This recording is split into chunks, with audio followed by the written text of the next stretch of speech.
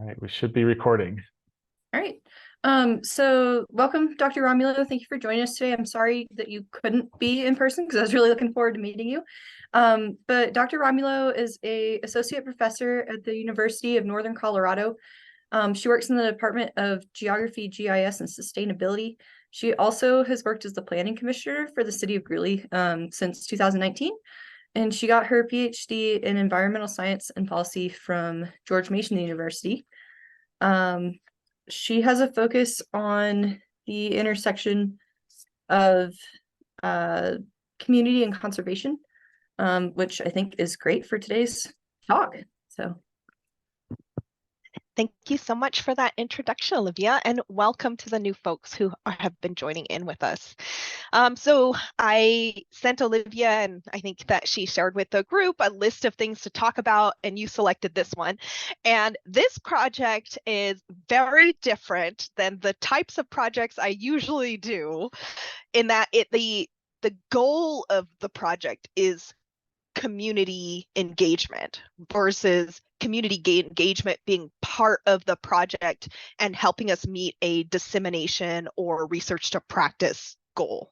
Does that make sense, the difference there? Yeah. So this is also a project that's fairly new. So we don't have results to present quite yet. So I'm going to talk about how we came up with this, kind of the importance of it, hopefully give you all resources, because Olivia shared with me that many of you are interested in going into natural resource management, recreation, and types of fields where public engagement will probably be at least some component for you. So like Olivia said, I'm really interested in community engagement as it relates to natural resources management. So I've always been really interested in nature and natural resources. This is in the corner, me as a kid with a beehive. The frog picture was like during my sister's wedding where my fingernails are all done, but I found all these frogs. I got really dirty. And so I'm always thinking about nature and the environment, and I've actually grown into the role where thinking about the people aspect has been a big part of what I do. It used to be just like frogs and bees and trees, and the people was like over there, maybe in my way. So that's been kind of an evolution of the work and the research that I do. So what I'm presenting today is a collaborative project that is basically a group of faculty and some community partners who are really interested in climate resilience. We have this acronym COOLER. It's not, what's the word for an acronym where it's like not exactly the first letter of every word? It's that, right? So community collaboration and learning for climate resilience is how we've come up with COOLER at UNC. And this is actually a National Science Foundation funded project. So those of you who ever go into a position where you're looking for grants to help you with public engagement, this is a newer program at NSF that will actually fund that. And so this is a planning grant. It's just about engaging with the community. And so you can get money to do that, which is exciting. So here's where I'm going to need some help from folks. And I am going to put a link to my slideshow in the chat, and I want you to open it. And what we're going to do is you're going to go down to this slide, and I want each person in this Zoom call to put one thing on each pie piece. So I'm going to start with climate science here. If you are very unfamiliar with that topic, you're going to grab a cloud and slide it over here. Cloud is for like not very familiar. Dr. Romulo, I'm getting just a message. I don't know if others are, that I don't have access. Oh, let me fix that. Yeah. I'll get a new link. Anyone with link. Try this one. Thanks. Yeah, thank you. All right, so a cloud means that you are not familiar. This is very cloudy. A rock means that you have rock solid understanding, and a plant is going to mean that you know some about it, but there is room to grow. So everybody put one thing into each pie slice, and that will help me understand kind of as a group, how do we feel about some of these items that I'm going to talk about? Some of them are bigger pieces of today's presentation, and then some are kind of just a little thing that I'm going to mention, but I was just curious what folks knew about it. So great job. Everybody's following the instructions really well, I think, based on this movement of items.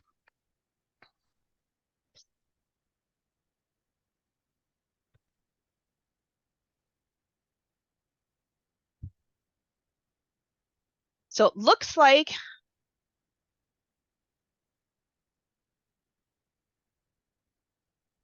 folks have oh, there's a big rock. Okay, so folks have most comfort with social norms and public perceptions of climate change. That's great.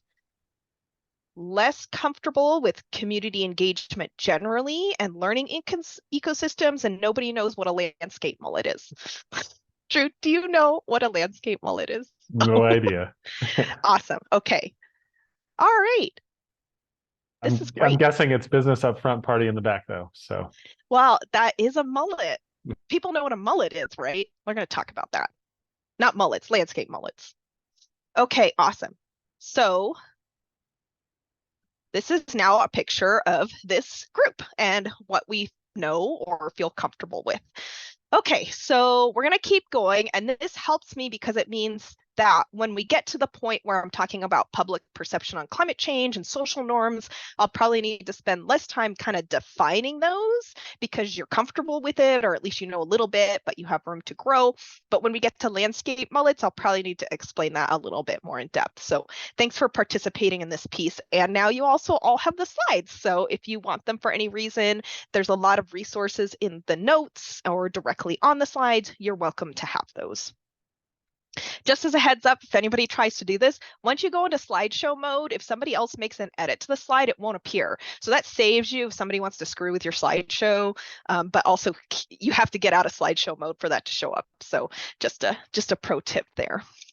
Okay, so we're going to talk about community climate resilience, and I wanted to start with a little bit of the historical and legal context for community engagement, and that's actually my background and how I got into this area of engaging with the community, conceptualizing that community engagement more specifically, and then our cooler process. So first is that historical and legal context, which is basically why do we do community engagement?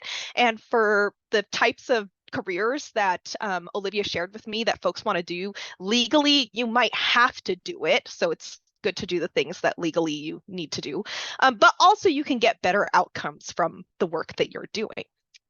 So to start out with, folks said that they had some comfort with what is NEPA. At this level, you probably have all either had in a class dedicated to the National Environmental Policy Act, or it's just been mentioned a bunch of times because this is the federal legal mandate that requires us to do environmental impact assessments.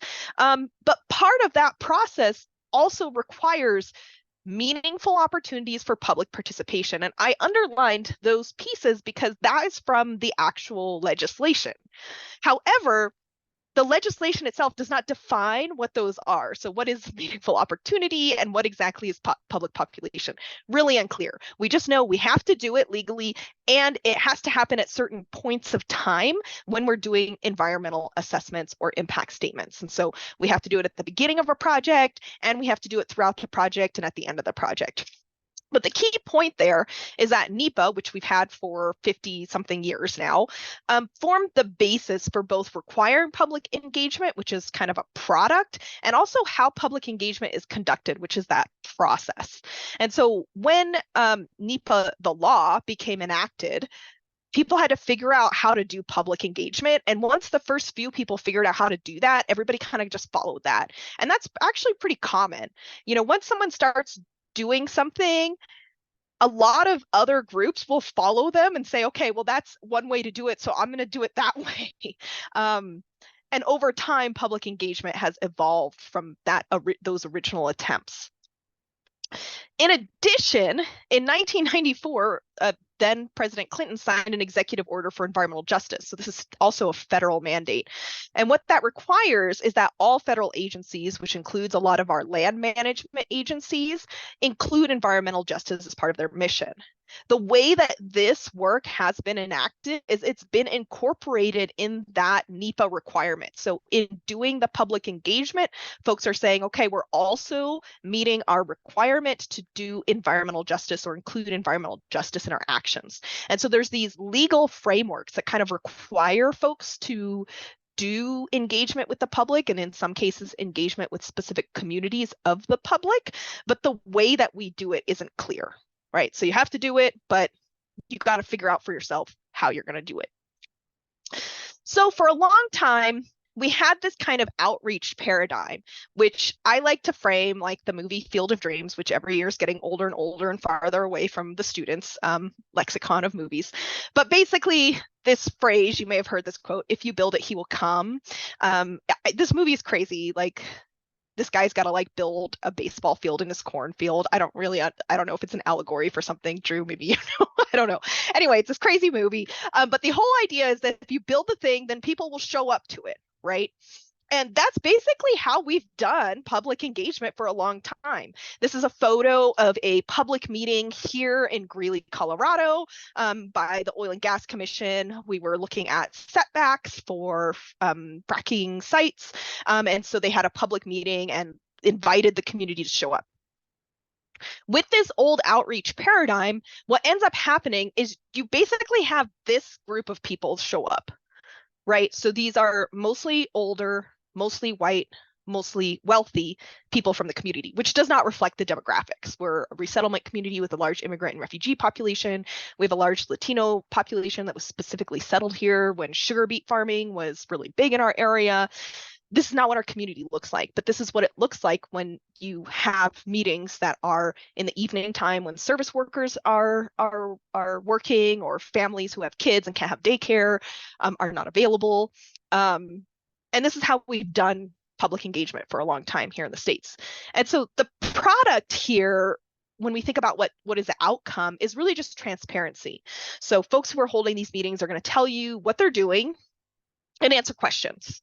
And that process usually involves information gathering. So they'll get public comments or they'll get people's questions, and that will help whoever's giving the meeting figure out what it is the public is thinking about and talking about. But it's always some small subset of who is the public.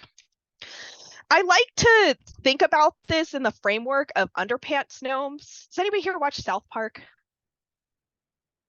There's like a couple people smiling and then also a couple of confused faces. So if you don't watch South Park, there's an episode that actually they might come up more than once, but there's one main episode with underpants gnomes.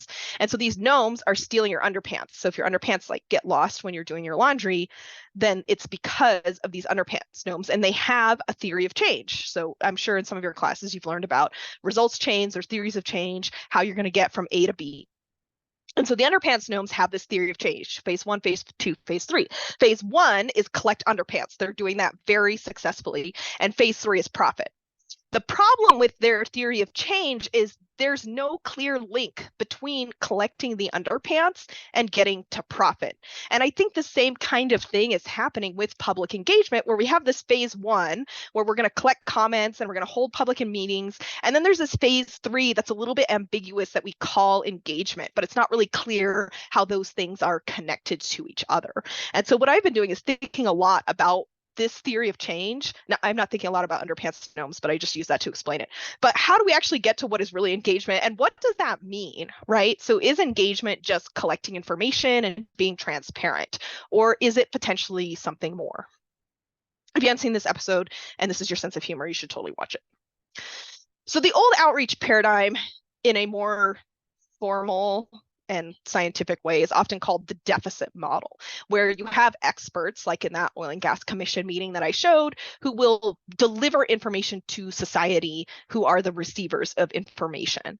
And what we want to move toward is where there's more of a dialogue model, where we understand that there are expertise, interests, and values of these different groups, and there's also power dynamics involved. And what we really need are two-way flows of information between these different groups.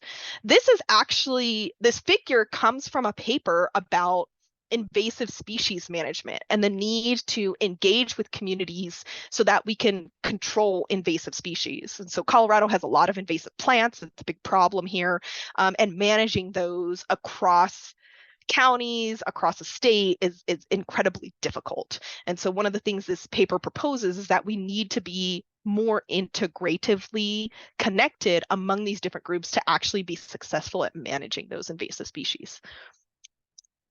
So when we think about community engagement, it's actually more like a continuum. And some of you have probably seen something like this in your classes, where a lot of community engagement that I've been involved with under NEPA has been in the inform and somewhat the consult area of the spectrum. And that doesn't mean that it's bad, but you have to think carefully about what is the outcome and purpose. So for example, I got an email once from my water company that said, our water meter monitoring indicates your water's been on for 2 days straight. You should check if there's a leak, right? That's in that inform. That's an expert giving me information. That doesn't have to move through any of these other levels, right? That was totally appropriate. And then I had to go and figure out where the leak was and get that fixed. However, depending on what the outcome is that you want, you might have to move through some of these other categories. And I'll give you an example here. There is a strategy called participatory budgeting that is used to allocate funds, government funds, usually taxes or something like that. Has anybody here heard of participatory budgeting? Okay. Not a lot of, okay. So the way this works, or the way it has worked, and I've got 2 examples here, one that occurred in New York City and then the classic case study, which is Puerto Alegre in Brazil. And I have links in the notes to these if you want to like see videos or learn more about participatory budgeting. But the idea is that a government entity, and so this could be a city, a state, doesn't matter, will allocate a certain amount of budget for projects that the community identifies. Right. So in the New York City example, it started out with like $1 million, and the city will help people develop their projects. And so they go to the community and say, what do you want to work on? In the New York City example, there were folks from Harlem who wanted to fix up basketball courts because that was a really important community convening area. There were folks who wanted to fix the lighting in their parks. There were folks who wanted to have better funding for Meals on Wheels to help seniors have good food. And then they develop their projects. This means coming up with a budget, understanding what are the logistics, and then the city votes or has some way of convening to decide what actually gets funded. So in that way, those final decisions are made by the public, and the public are the ones who are implementing and developing those decisions. We're all the way in the empower side. I mentioned that the 2 reasons you might want to do community engagement are the legal requirement, but also you get better outcomes. And what's really interesting about these participatory budgeting strategies is that you get side effects, like more people ended up paying their taxes after they started doing this, because they actually literally saw like, oh, my taxes are going to feeding seniors, to fixing up the park, and I get to be part of who's deciding what happens. Another side effect is that folks were really invested in the outcomes, even if their own personal project didn't get funded. Right. So they felt like the community was the one who got to decide. So even though they might have worked very hard on a project and theirs didn't get funded, they still said, no, these other projects that the government is doing is valuable. And I'm invested in this. I'm invested in supporting my community. And even though I didn't get what I wanted, I still support this project. And so you get really better outcomes when you do this kind of community engagement. It's really, really great stuff. Okay.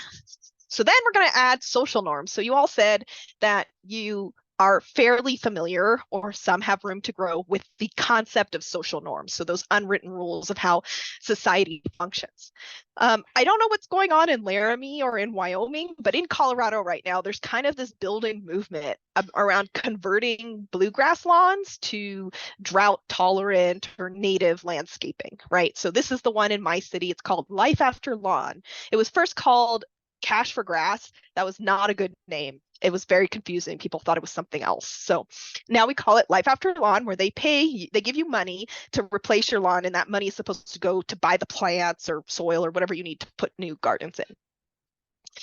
And they're struggling. And actually, the folks who are in charge of this program have reached out to me to be like, hey, we need some help with the community engagement. I'm a water engineer, and the people who are in charge of this project, and I'm used to like managing our water systems, but we need people to use less water on their lawns because of water scarcity issues, but we can't get people to sign up for this project.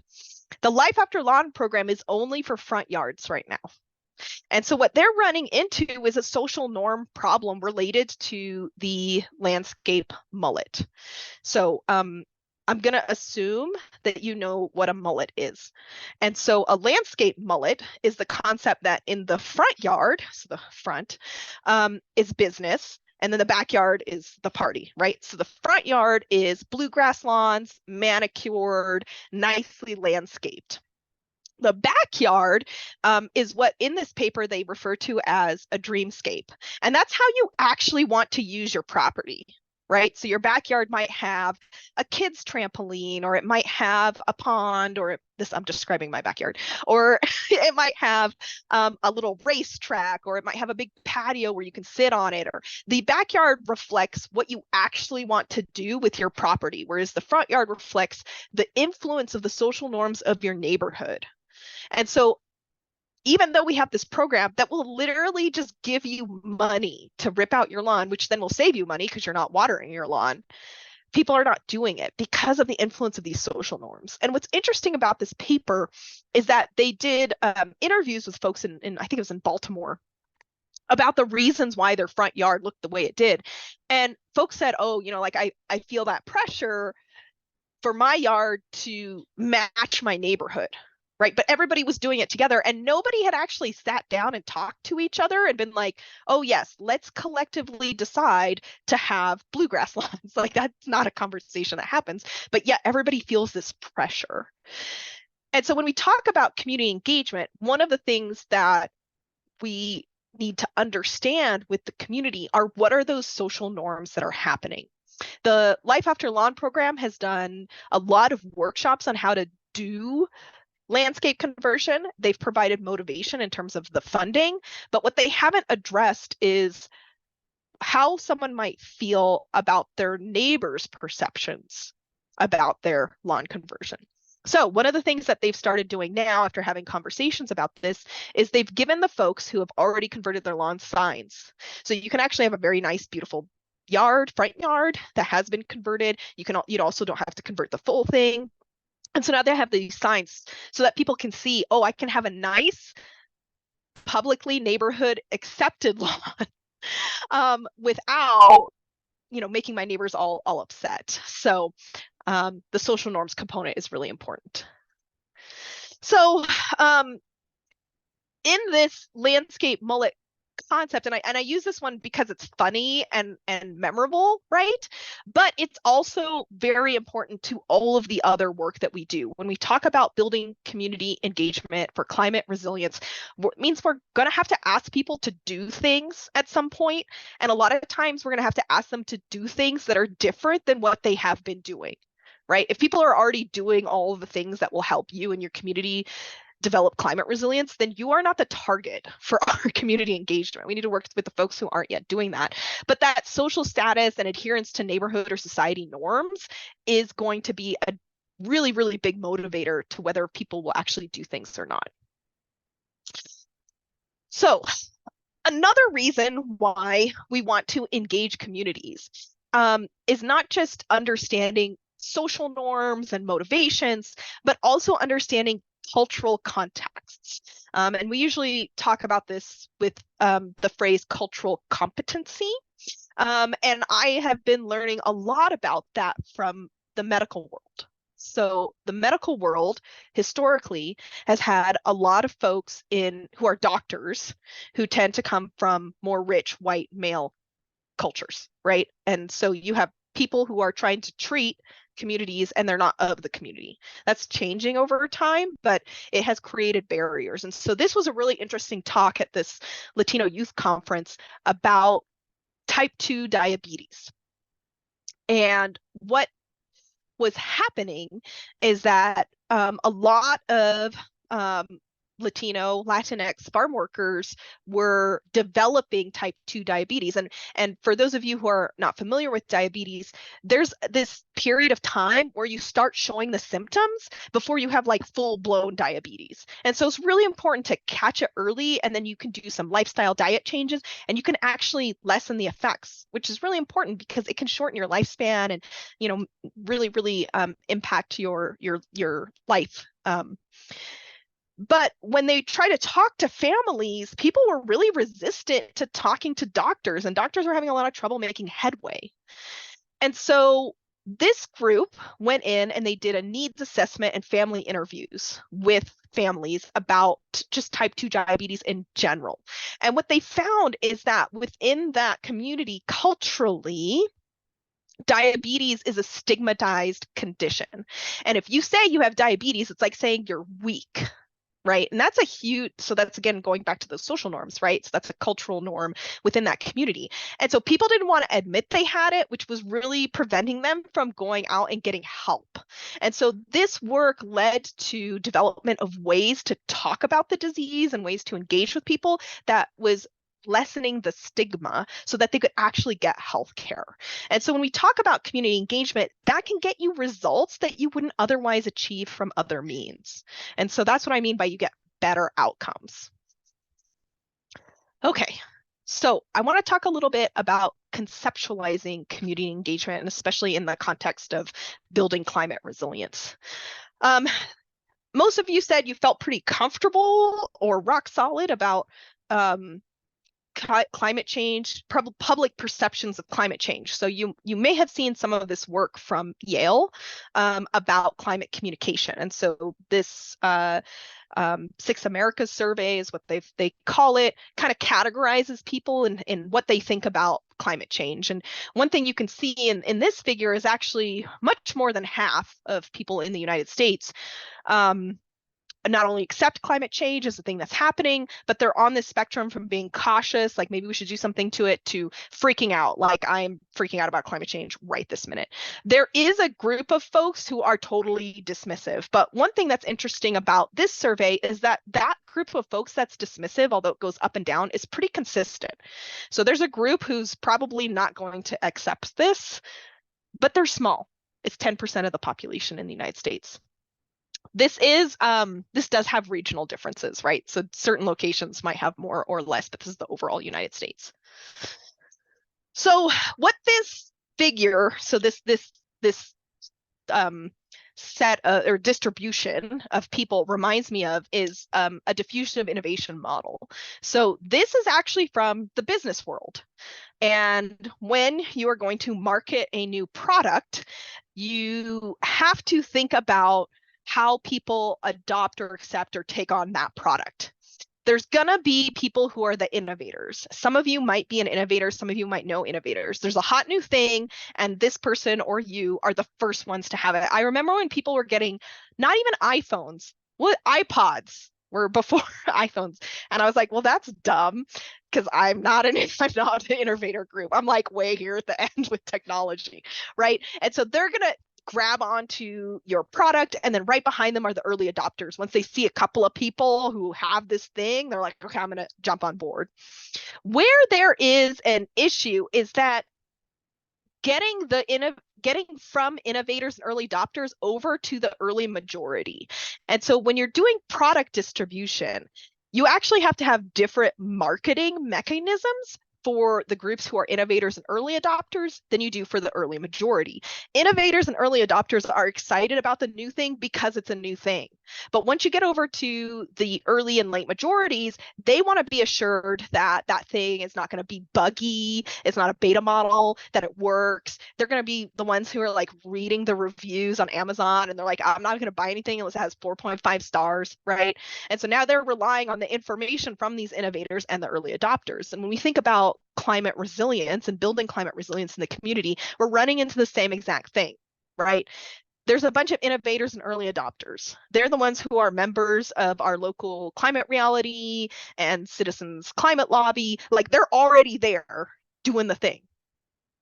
We need a totally different way of engaging the early majority. And I'd say we're probably in this chasm right now, at least in my community, right? And so we need to figure out what it is that gets these early and late majority over into the, okay, I'm going to accept this thing and I'm actually going to work towards it. I'm going to put my money towards it. I'm going to put my time towards it. The laggards are just going to drag on forever, right? My husband didn't get a smartphone until in his 30s, and it was only because his brother broke his flip phone, right? And if that had not happened, or if he had been able to obtain a flip phone, which I don't think they even sell anymore, he'd still have one. So he's like over there in that red part, right? So this is what we're working with, and this is kind of how I think about our community. And that's important because you have to talk with them differently, right? What worked to get the innovators and the early adopters on board, it's not going to work the same for your early and late majority. So when we think about community, when I ask students frequently, like, how do you define community? What does community mean to you? You know, a lot of people talk about a sense of belonging, but I think about community as not just that sense of belonging, but you're doing something together. You can't just like exist in the same space. That's not enough to really count as community. And so we're doing something together that makes that belonging matter. It means something to you to be in that community. So for what we're doing is we're thinking about, how do we create the structure so that community can not only exist, but also that belonging matters? I'm an academic, and so I have a lot of biases through my experiences and perspectives related to community structure and hierarchy. Traditionally in academia, we have a very, very strict hierarchy that we follow pretty closely, right? We have principal investigators, sometimes co-principal investigators, but even that is restricted. When I apply to an NSF grant, I can have no more than 4 people that are at the leadership level. They've restricted it to 5, no more. I don't know why 5, actually. I should ask the program officer sometime, but 5 is the max to lead a thing. And then everybody else is below you. Right? So you've got postdocs, PhD students, sometimes master students or undergraduates, and you have this very strict triangle-shaped hierarchy. As we're building towards community collaboration for climate resilience, we need to have a different model. This model does not work well for getting community members on board who are not academics, which is that early majority, right? We've got most academics in that innovators and early adopters group. And so what we've been looking at are these concepts of community structures called communities of practice or learning ecosystems. The idea that the community is doing something together, that's that making that belonging matter piece, or that your community consists of a bunch of subparts that are learning and sharing with each other. So that's really seems like that dialogue model of community engagement that I showed you earlier. And so our concept is that we have these communities in our area. So we've got private industries, community members, and municipalities like the city. They're all experiencing climate impacts. And what we need to discover is that central impact and action that brings these communities together. And that's our role, is creating that structure and also understanding and supporting those connections. So the approach that we're using is called community activation. We're working with a community manager out of Boulder. Her name is Enrica Viraponce. This is her website, Middle Path Eco Solutions. And the idea is that we're already probably doing some things that form the basis of an activated community, right? That's networking, social media campaigns, having a mailing list. These are really basic, right? We're already doing these things. That's great. But then we need to build the structure. So that's what we're doing right here, is building these structures that enable our members to connect with each other, lead, have ownership, gain value, do those things. And that's the hard part. That's actually not my area of expertise, is building community. So I'm kind of learning as we go along. What that entails, so these are the specific tasks that we need to do, is some sort of governance structure. So what is the group and what can we expect in terms of their leadership, volunteer leadership, infrastructure and communication framework. So it's like a website, your mailing list, events, documentation, and cultural and trust. So there's a list of the things that you need to like put together in order to build and activate your community. The other thing we need to understand about the community is there's actually different participation levels. So folks are going to self-select into how connected and how involved they are, and people are going to move in between these. This is actually a hard one for myself. I feel like when I'm in a community, I need to be at like the top level of engagement and do all the things and take on too many tasks. And those of you who are now in grad school, you might also have that same kind of personality where you're going to do everything to the maximum. You don't have to do that, and you also don't have to expect others to do that. Some folks might even just be in this passive participation where they're like, okay, I'm going to get information from you, and then I'll make my own decisions and do my own thing. And that's fine. And accepting this and understanding that people will kind of be in these boxes or flow through them is really important part of this work. So we came up with some design principles, and some of this is based on literature and some of this is based on experience. But I'm going to go through how we've enacted some of these pieces. So the first is being very clear to yourselves and your communities about what is your purpose and goals and who are the populations and or communities that you want to engage. I said earlier that those folks who are the early adopters or innovators are not our target. They're already doing the thing. They might be partners with us on some of the work that we're doing, but they're not our target to engage with. The second piece is becoming knowledgeable about a community's culture. That's like going back to that diabetes example, right? What is the cultural relevance and cultural context that we're working in, and how does that inform the ways that we interact, and also our expectations for each other? The third is going to the community, and this is a direct contrast to the deficit model of community engagement, where you like hold a public meeting and invite them to it.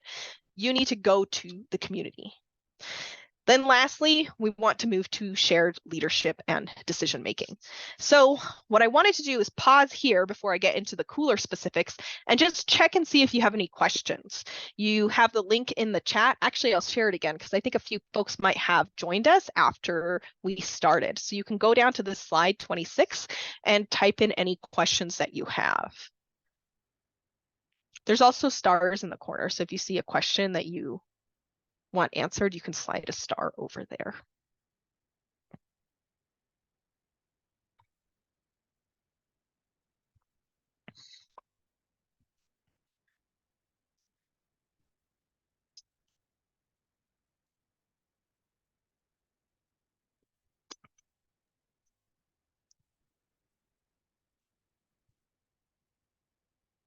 Quiet bunch today. That's fine. I just wanted to pause before we get into the specifics. Okay, so what we are doing specifically in terms of our process, in terms of our purpose and goals, so that was that first design principle, right, is identify how to prepare students. So one of our concepts that we're working with is that we want all students to be prepared, no matter what their major is, to both deal with climate resilience and also help their community. We want to build expertise about that with our faculty and also develop resources for local communities. And so these are the two things I'm going to talk about right now, is the two pieces that we're doing. So our actual research question for the grant is, what does climate resilience look like to our community, right? And so we need the community to tell us that. And there's actually a cool toolkit that the federal government has put together for climate vulnerability and risk assessment. And so if you want to do this kind of work in the future, this is the link that you want. And they have basically a 5-step plan. The first couple of steps are figuring out what's important to the community and what that means in terms of vulnerability and risk. So this is an example from, I think this is in Idaho. So the Upper Snake River Tribes Foundation, it's a collaboration between 4 different tribal nations. They got together and said, okay, of the resources that we have, what are ones that have shared priorities, meaning that it's important to 2 or more tribes? And they came up with this list of species. Then they worked with the USGS climate centers to figure out what is the vulnerability of those species facing climate change. And they have 2 different models here. You can see some of the fish species are at the highest levels of risk, whereas certain types of trees are actually more resilient. So this identifies both what is a priority to the community and also of those priorities, what is most at risk from climate change, and therefore where do they need to take action to build climate resilience? And so these are kind of the first steps that we're taking, is understanding what's going on with the communities and what's a priority to them. And so what we've done is we started putting together some climate change information. So we want to make sure we're on the same page with communities. And so these are just some slides about climate change. What does that mean? When we talk about resilience to climate change, what we mean is we want to be able to deal with big problems related to climate change. And also, what's our Greeley data look like? So this is number of days over 90 degrees, number of days where the minimum temperature is above 60 degrees. And so that's increasing over time. So what can we expect from that? Oops. We also know that northern Colorado's population is growing. I'm in Weld County here, and so we have an over 15% gain in population, and we're projected to have even more. And northern Colorado is kind of a nexus of food and energy and water impacts. And so this is the context that we're working with, is more tensions between urban and rural communities. Also, we really need to think about the trade-offs in our actions regarding resources. So in terms of populations, communities, and community culture, we've identified 4 kind of distinct populations that we initially want to work with. So we've got our university, faculty, staff, and students. Here in Greeley, we have an immigrant and refugee community. The official refugee community brings in a couple hundred people a year, but they offer free English lessons, and there's like 1,000 or more people that participate in those every year. So there's other folks that are coming into the community, not officially, but are part of the immigrant and refugee community. We also have a big Latino community and an Indigenous community here. And so we started going out to the community and saying, okay, what do you think about? And university faculty in a survey said that they're very sure the world is getting warmer, and they're very or somewhat worried about climate change. And also they said that they would like to talk about climate change in their courses, but they don't have time to put that stuff together. And so what we did is we said, okay, let's look in the literature and come up with what students need to know. And these don't all have to be taught in a single class. And we started doing workshops with faculty and putting together the resources for them. So they said time to figure this out and time to get the resources are a limiting factor. So we did that work for them. Next, we've been going out to the community, and one of the things that we've discovered is this is the Immigrant and Refugee Center. Can you see my mouse cursor? Okay. This is Highway 85, which goes up to Cheyenne, and 34. They've been planting a garden here along the freeway, and then I don't know if it's CDOT or the county comes along and mows it. Right, the food garden. So they mow down the immigrant and refugee food garden.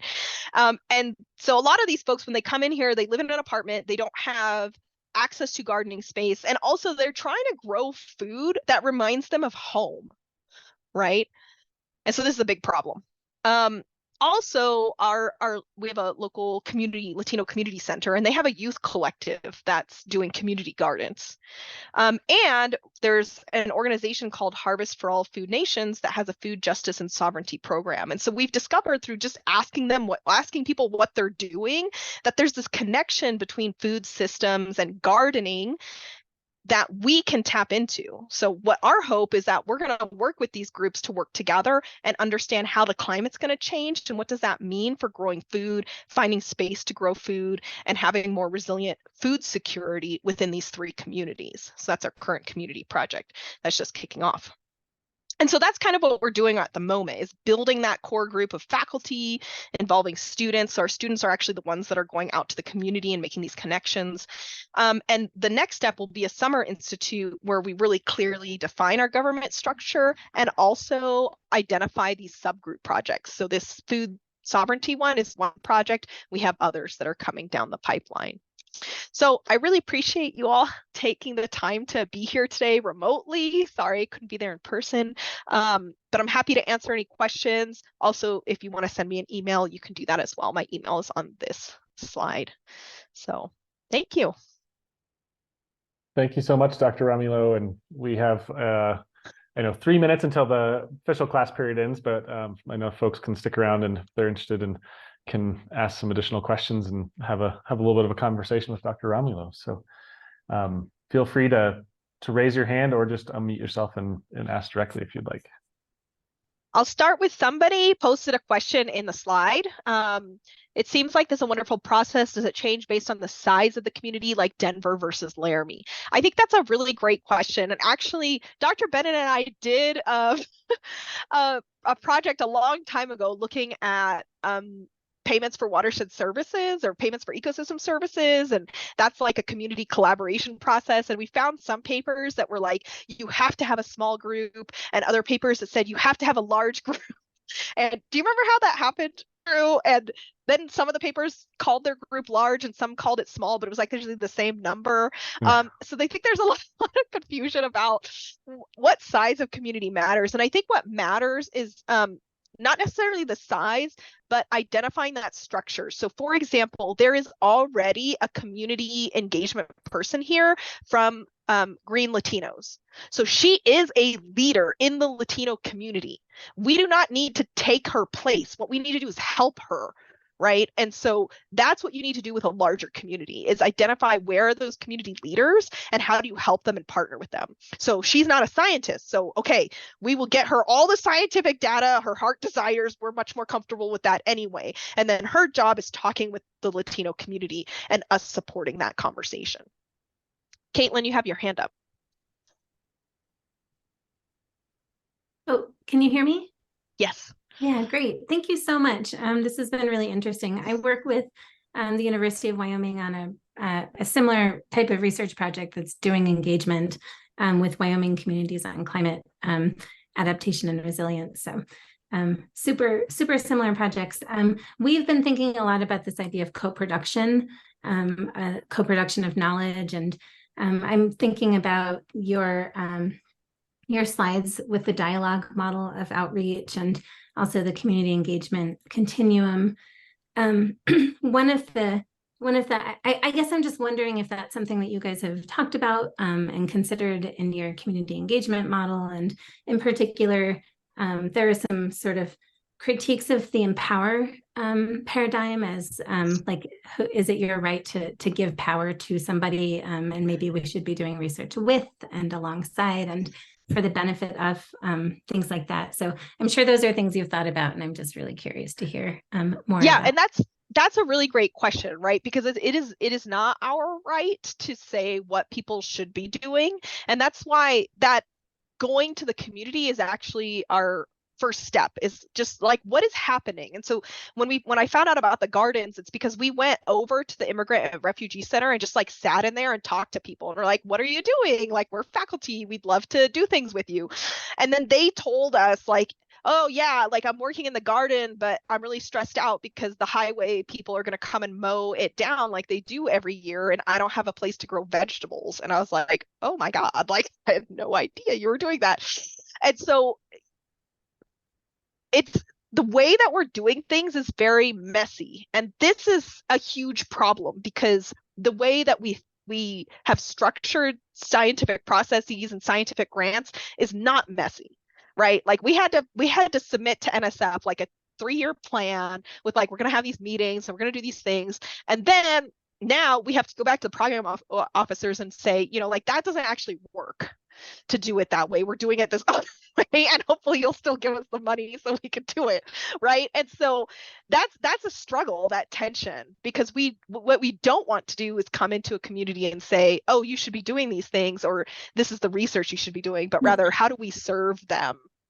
And so we're still struggling with that a little bit, right? And I don't know what the resolution will be, because we just started this project in this summer. So I don't know. I am glad to hear that you're thinking about that stuff, because I think that's the important step. But I really think just physically going to an event that a group holds and just saying, what are you doing? What's important to you? I would really like to hear about that. That is like a huge first step, because some of these communities say, wow, nobody's ever asked me that. You know, and I've definitely been to communities where they say, oh, you know, like we don't work with conservation groups because they just come in here and tell us what to do, and that we don't like that. And that's a reasonable reaction.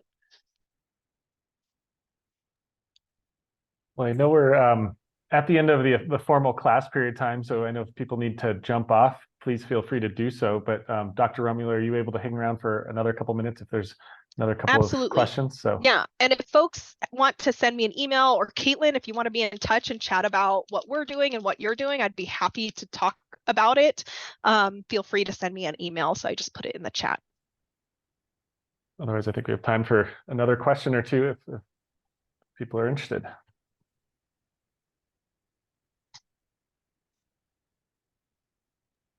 I have a question. So you mentioned there's all these different types of participation that can arise, and I imagine sometimes that might be hard to communicate to your funders because they probably want these concrete deliverables, right? How do you navigate that, or what are your thoughts on kind of that situation?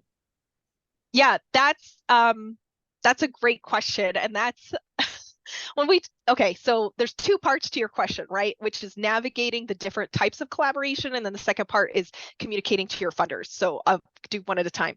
So in terms of navigating those types of collaborations, the way that I think about our work is that any moment of engagement could be any of those types along that continuum, right? So it's not like our group Cooler only does empowerment. That's just not even possible, right? But for a particular topic or context, we might be doing one or the other, right? So for example, one of the projects that we have, or one of the collaborations that we have, is with our City of Greeley tree or forestry department.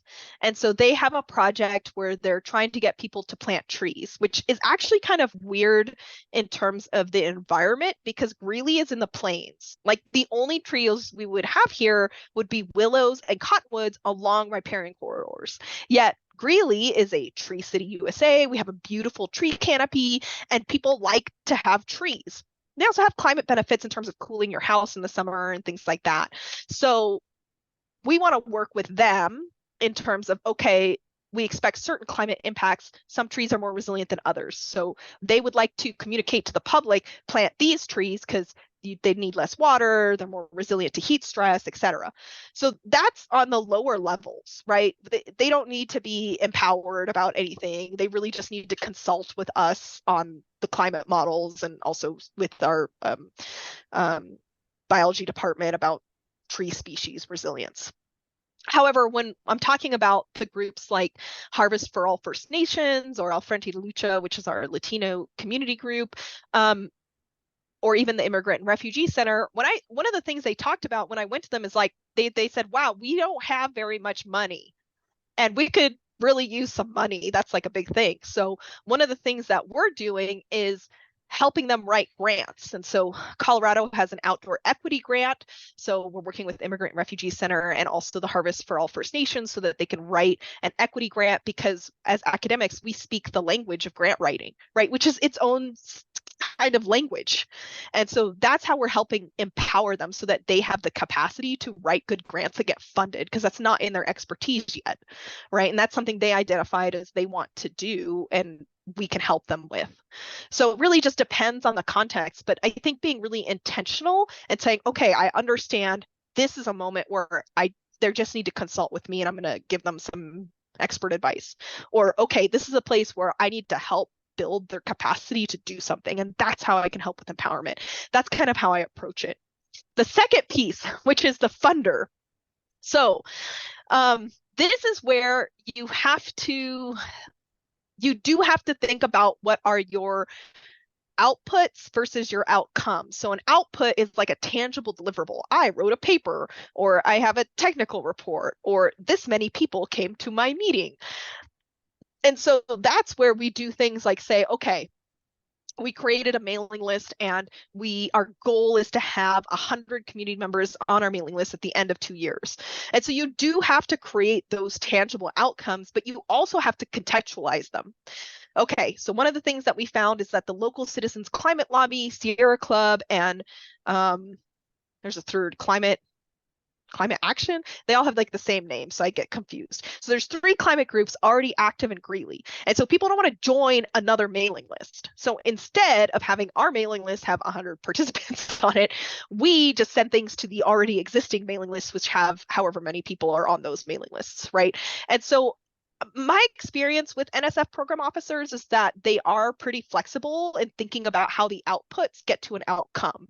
So the outcome we want is that we're connected to the community and we're getting information out there. So it doesn't really matter that it wasn't our particular listserv versus the ones that already exist that we can tap into.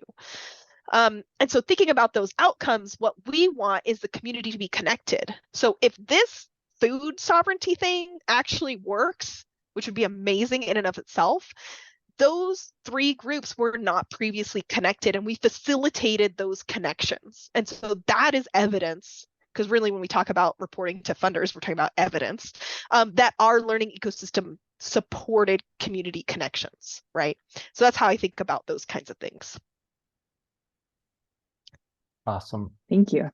Well, thank you so much, Dr. Romulo. We're coming up at the top of the hour, but I know should be more than welcome to answer other questions offline over email, and hopefully we'll find a chance to get you to campus here at some point in the not too distant future. And yeah, well, if that happens, maybe we can get some of the ENRS students together as well for a further conversation. And really thank you for being adaptable and working around sort of the everything that's going on in your world right now, Chelsie. And thank you so much for your time. Yeah. Well, thank you for inviting me. It's nice to see everybody. I'm sorry I couldn't be there in person, but maybe in the future we can get together, and please email me anytime. Happy to chat, answer questions, whatever you'd like. Awesome. All right. Take care, everybody. Bye. Thanks.